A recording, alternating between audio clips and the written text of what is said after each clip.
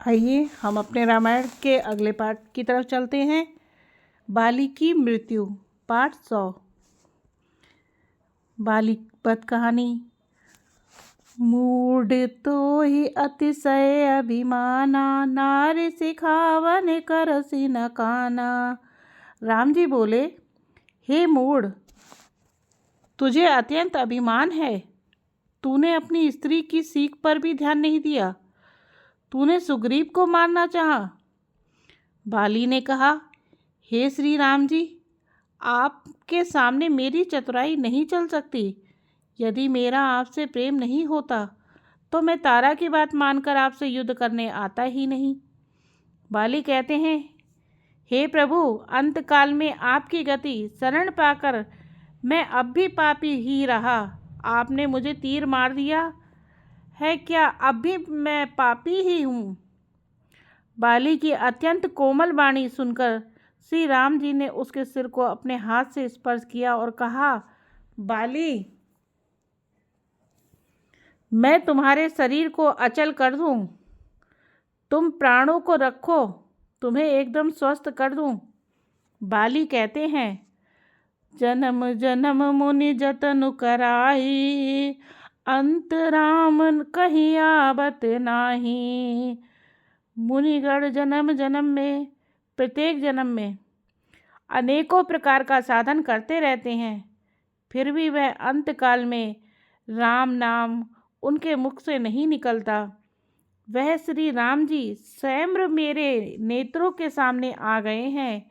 हे प्रभु, ऐसा संयोग क्या कभी बन पड़ेगा? आपने मुझे अत्यंत अभिमानी जानकर यह कहा कि तुम शरीर रख लो, परंतु ऐसा मूर्ख कौन होगा जो हठपूर्वक कल्प वृक्ष को काटकर उसमें बबूर के बाण लगाएगा। हे नाथ, अब मुझ पर दया दृष्टि दीजिए और मैं जो वर मांगता हूँ उसे दीजिए। मैं कर्मवश जिस योनि में जन्म लूँ वही श्री राम जी के चरणों में प्रेम करूँ।